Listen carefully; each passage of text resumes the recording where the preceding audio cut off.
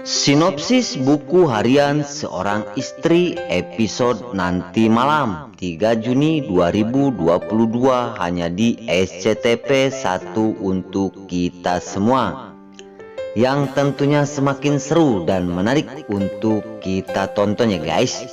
Oke guys, kita langsung aja ke pembahasan. Di situ terlihat Roni yang baru datang.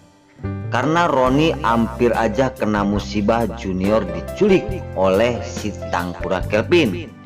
Namun setelah nyampe di rumah, Nana, ibu kandungnya, pengen sekali memeluk dan menggendong anaknya itu Junior. Namun Dewa tidak boleh. Di sisi lain Dewa langsung menarik tangannya Nana, sang istrinya. Karena Dewa berkata kepada Nana bahwasanya kamu nggak usah gendong Junior, biar Lipiul bersama Ronai Buana yang mengurus anak kita. Singkat cerita, di situ Parah Buana menggedor-gedor pintu kamarnya Nana. Namun di sisi lain kekesalan Nana setelah suaminya Dewa yang melarang menggendong Junior, dan dia pun berkata, "Kenapa Mas Dewa melarang aku menggendong anakku sendiri?" ungkap Nana. Singkat cerita, ketermenungan Nana setelah mau menggendong anaknya dilarang oleh suaminya itu Dewa Buana. Di sisi lain di situ terlihat Alia si ular kobra yang telah mendatangi Pajar ke kantor Cahyananda. Di sisi lain Alia dan si Kelvin akan mendatangi dan berkata untuk menanyakan hal-hal yang telah dilakukan oleh Pajar kepada Kelvin. Dan di situ Alia dan Kelvin pun larak-lirik masuk ke rumahnya Pajar. Tiba-tiba setelah larak-lirik langsung Pajar pun keluar. Di situ Pajar berkata, "Kamu mau ngapain datang ke sini?" ungkap Pajar kepada si Alia si ular kobra. Singkat cerita, di situ Pajar bertanya kepada Alia dan Alia pun menjawab, "Kenapa kamu selalu ikut campur urusan aku?" ungkap Alia. Dan di situ Alia berkata, "Kamu yang telah menghajar Kelvin bersama Pasa dan juga Dewa. Di sisi lain kamu nggak usah ikut campur." Di situ Pajar menjawab kepada Alia bahwasanya, "Aku akan ikut campur seandainya ada kaitan bersama Nana, karena aku akan melindungi Junior." Di situ Pajar pun berkata seperti itu kepada si Alia bahwasanya, "Aku akan melindungi Junior yang akan dicuri oleh si Kelvin si Bayawak Darat." Di sisi lain, di situ Alia berkata lagi, "Kamu nggak usah so open. Jangankan kamu ngurusin orang lain, apalagi ini anaknya Nana. Istri kamu aja tidak bisa dijaga," ungkap Alia berkata seperti itu kepada si Pajar. Singkat cerita, di sebuah rumah Dewa Buana. Di situ terlihat di kamarnya Neratu. Neratu terjatuh tanpa ada satupun yang menolong.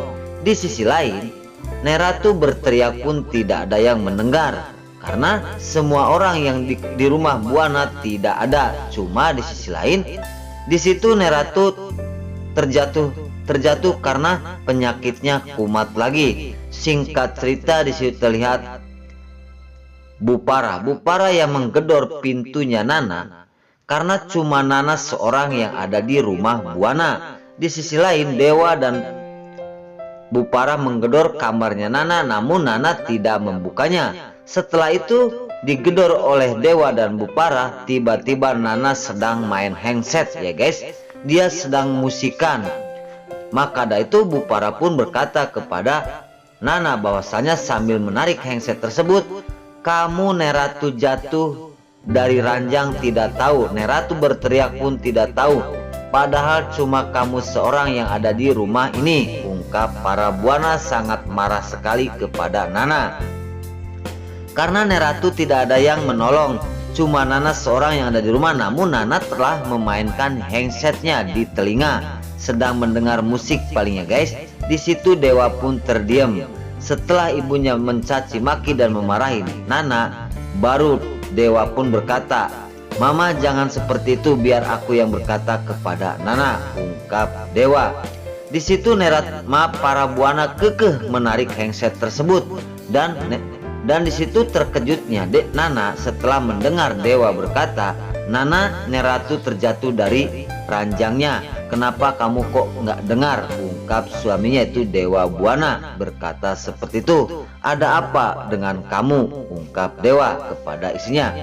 Di sisi lain para buana pun berkata, "Iya, kamu kok semakin lama semakin menjengkelkan," ungkap Bu Parah. Di situ Nana pun terkejut dan Nana berkata, "Maafin aku tidak tahu Neratu terjatuh dari ranjang." "Dan susternya kemana?" ungkap Nana kepada Dewa dan juga Bu Parah. Oke guys, di adegan selanjutnya keterpurukan Nana setelah dimarahin oleh para buana karena Bu Parah kesal sekali Neratu jatuh tidak ada yang menolong. Singkat cerita, di situ terlihat balapan liar ya guys. Di sisi lain, di situ entah siapa yang telah ikut balapan liar, namun setelah nyampe ke garis finish, di situ balapan liar terlihat oleh Pasha.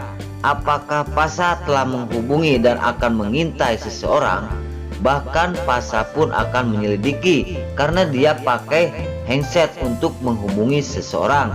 Dan di situ tiba-tiba terjadilah keributan. Setelah di garis finish, semua orang ribut dan Pasha pun ikut memisah keributan tersebut. Namun betapa naasnya nasib Pasha telah terpukul dan terjatuh tidak berdaya. Di sisi lain, Lucky dan Dewi pun menolong Pasha dan berkata, "Pasha, kamu bangun, kamu nggak apa-apa," ungkap Lucky dan juga Dewi.